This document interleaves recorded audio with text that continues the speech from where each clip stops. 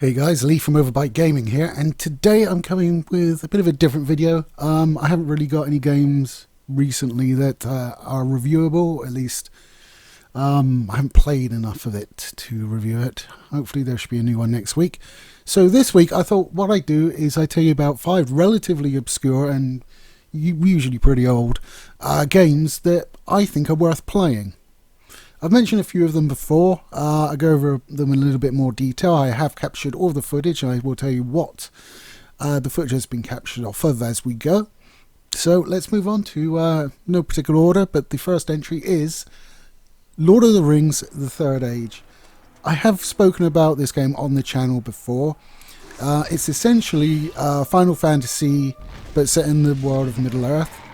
So you have the turn-based combat from Final Fantasy, and you run about sort of a map triggering encounters and have to fight the encounters. You level up and gain new skills, and your skills progress as you use them. Stuff like that. So very Final Fantasy-esque, but it's set in Middle-earth, so the storyline makes sense. It's sort of wound around the trilogy of movies. It's very much based on the movies and not the books. And it's just a whole stack of fun. I absolutely love this game. I have it on 2 formats. I have it on the PlayStation 2 and the GameCube. The footage you are seeing was captured off of a GameCube. It is the GameCube with the digital out, and I have an HDMI adapter for it, so that's what you're getting. The differences between the two, I think the PlayStation 2 has slightly better graphics. There's some weird sort of interlacing going on in the GameCube footage, which you might be able to see. I don't know if my capture software took care of that or not. But the frame rates on the GameCube aren't as consistent, but sometimes they're better and sometimes they're worse. So it's a bit strange in that regard. Apparently, it was also available on the Game Boy Advance and the Xbox. I'm almost tempted to search out the Game Boy Advance version to see what it's like, because having that on the move, that'd be pretty cool. But it's probably terrible. Most Game Boy Advance conversions were pretty bad. So in the game, you play Berethor, a Gondorian warrior with a past he cannot remember. You start off meeting some Nazgûl on the road and rescued by your first companion, Idriel, a she-elf, who has obviously a lot of magic going on. And then as you go through the adventure, you pick up other companions. You pick up Elagos, the Dunedain Ranger, Hadhod the Dwarf, Aodin the Rohirrim, Morwen the Shield Maiden of Rohan kind of thing, but not quite. You'll get it if you know the game. And the main complaint I have about those is that 2 of them, Aodin and Morwen, you get fairly late on in the game, so you don't spend as much time using them. By then, you've pretty much settled on using Hadhod, Elagos, and Berethor for most of the encounters, in my experience. Elagos certainly, because he's got a stupidly overpowered ability called Arrows of Sleep. So you can shoot a guy and he goes to sleep for a little bit unless he's like attacked and then he wakes up. But what makes it super overpowered is he has 2 other abilities that you can unlock as you level him up. The first one is Volley of Sleep. So his Arrow of Sleep hits all of the bad guys. And the second one is Lingering Sleep, which means it lasts the entire encounter.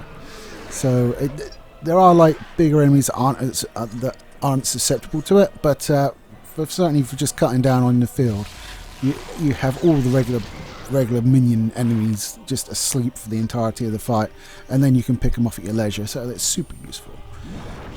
Great game, climaxing with you literally fight the Eye of Sauron.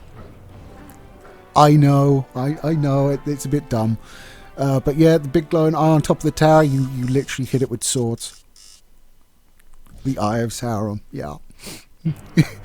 I don't know whether it's dumb or fucking brilliant. Moving on. So we come to Prey on the PC, not the new Prey, the old Prey, the 2006 Prey, which was released on the 360 as well. You play Tommy, a Native American, and you and your girlfriend and grandfather are abducted from a bar by aliens. And you wake up in their ship and they're doing horrible, nasty things, as aliens are wont to do in video games. So you escape, grab a weapon, start shooting aliens in first-person combat-y glory. You also have spirit abilities that Tommy sort of goes on vision quests to acquire with his grandfather. And this allows you to leave your body and go through force fields that you wouldn't normally be able to go through, attack enemies, and press buttons to open doors, things like that. It's a really nice mechanic, and there's a few others in the game as well. There's also a mechanic where there's these walkways, which are basically like anti-gravity walkways, so they go up like walls and across ceilings, and you can just walk up them and then jump off to like... It adds so much more in the terms of the combat, because you don't just look around, you have to look up, you have to like check the ceiling for bad guys. There's a host of really gooey organic weapons for you to use, and the actual spaceship environment is also quite gooey and organic. Not Duke Nukem Forever Tickle Tickle Door organic, but not too far off either. It's a really great game, and the second one that they were going to make was going to be sort of bounty huntery, as I recall. And so Tommy was a bounty hunter and was going around like swatting people out, and that sounded really neat. And there was going to be a space station involved and stuff like that. But it was never made, and then, you know, they did the whole new Prey, which is more like System Shock or something like that than the original. So check out the original. I did have to tweak it a little bit. There is an option for doing widescreen, but it just kind of compresses the picture like it expects you to be able to stretch the picture out, which my monitor cannot do. So there is a fix which you can alter the config files to get a proper widescreen aspect ratio, which is what I've captured here. And that was captured using Shadowplay on my PC.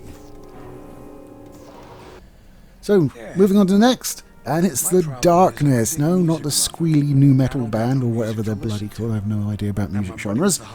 But the game based on the video game. Now, this was a title I originally got when I got my PS3. The footage you're seeing here is the 360 version captured off of Xbox One, because Xbox are lovely because they're backwards compatible. Sony, take note, you bitches. But it tells the tale of Jackie Estacado, who is a mafia hitman. He's betrayed by his uncle Paulie, the boss of the mob that he works for, and coincidentally, on the same night, his powers awaken before he is the latest carrier of a force called the Darkness.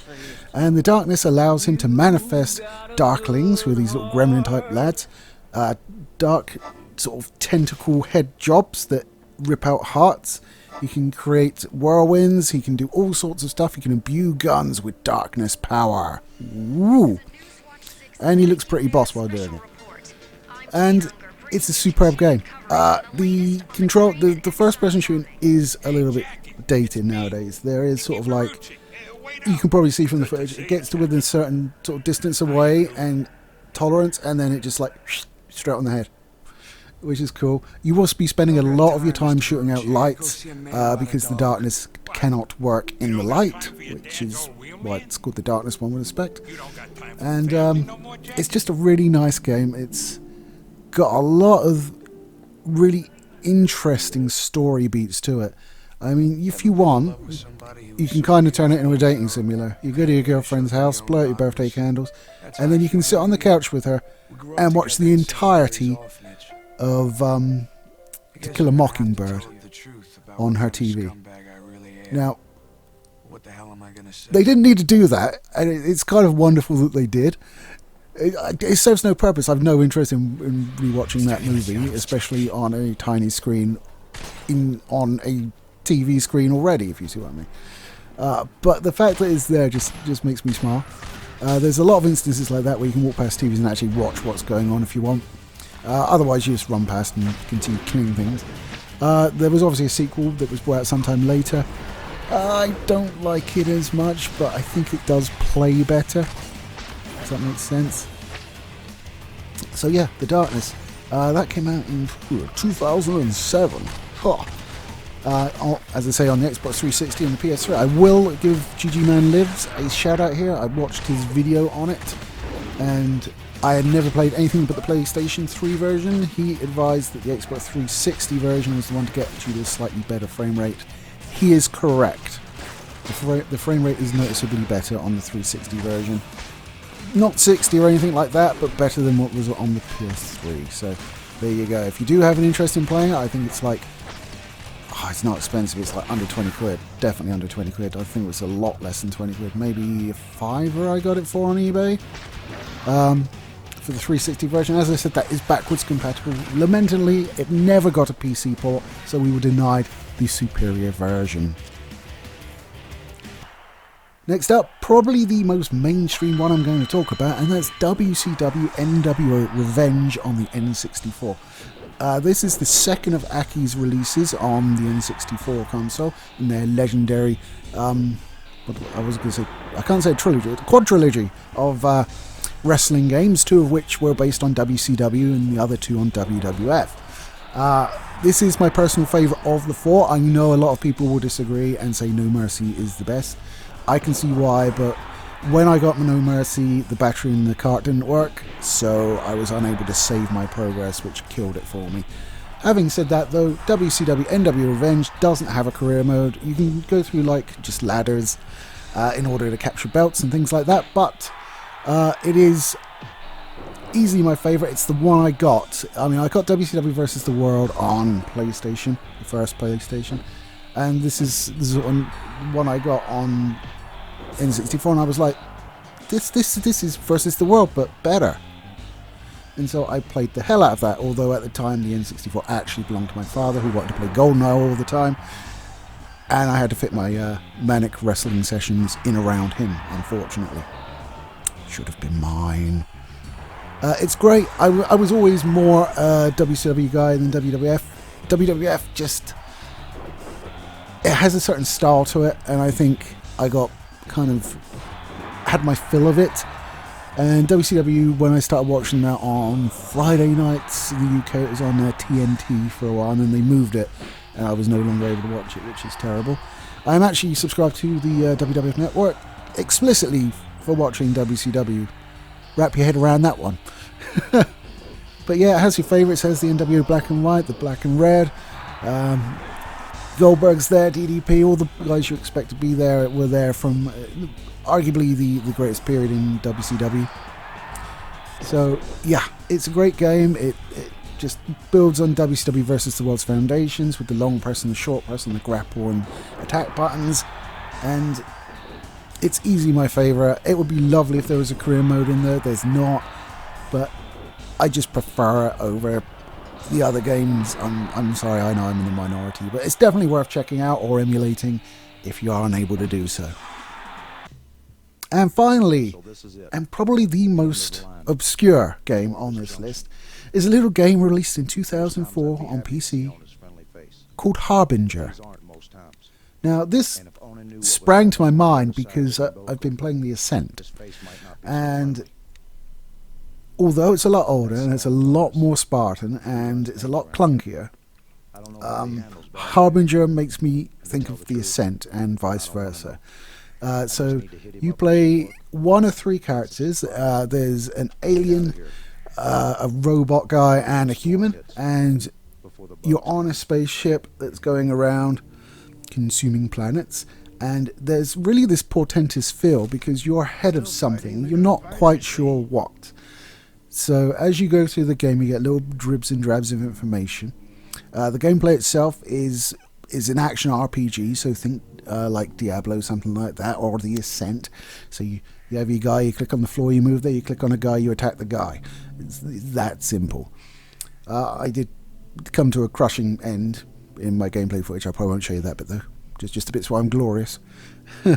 There's a lot of equipment to pick up. There's armors, different stuff like that. You can add mods to it to make it better. It is a little bit clunky, a little bit Spartan, and it's also, yeah, as I say, quite obscure. I mean, this is one that I've never heard anyone else talk about. So I got mine on Gamersgate. I think it's still on there. No, it's Gamersgate, not Gamergate. Gamersgate is a website that sells video games. It would be lovely if it was on GOG or something like that, but I'm not sure. It's definitely on Gamersgate though.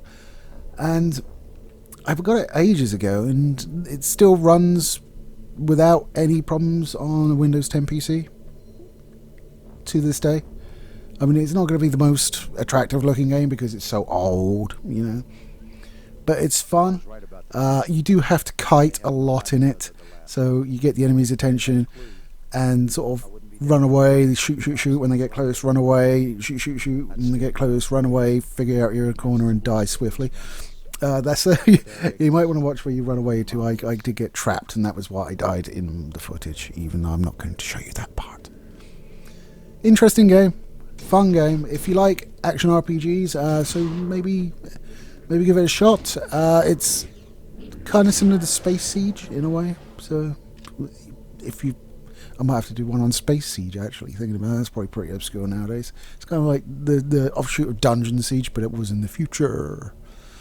And you could become more machine than man, which is interesting. Yes. Anyways, guys, that's 5 games that you may not have played, and I would highly recommend you pick up and try any of these. As I said before, a lot of these are console exclusives. There's only 2 that made it to PC, and that is Prey and Harbinger. So can be a bit tricky, but you know, there's always emulation if you want to go down that route. Most emulators will allow you to use the discs. I'm not sure about GameCube, so probably best off going for the PlayStation 2 version of the Lord of the Rings: The Third Age. If you're looking that way, I'd be more comfortable recommending a full-size disc for use in PCs rather than the ones, because I've never tried it.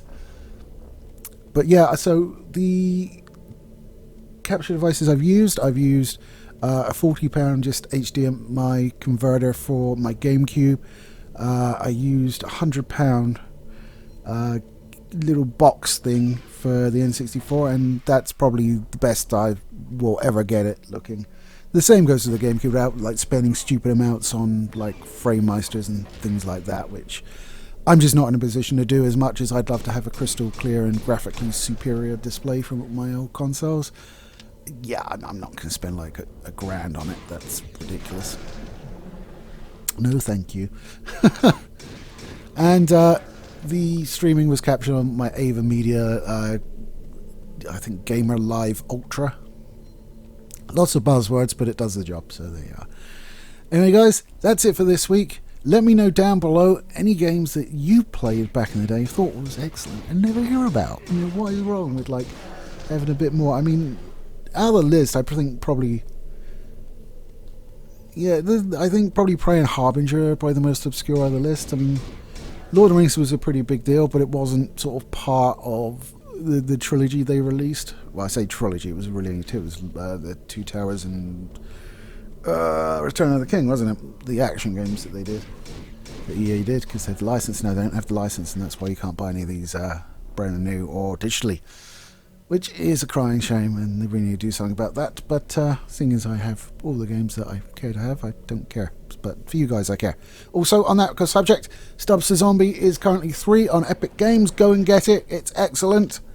You want to have a comedic zombie romp where you bite people's heads and they turn into zombies and become your lackeys, then that's the game for you. I spoke about it a long time ago. Bought the old version of it. Struggled to get it running. And, of course, within months, there was a remastered version doing the rounds.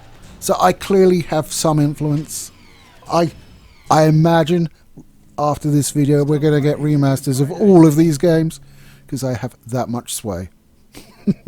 Anyway, guys, take it easy. I'll catch you next week.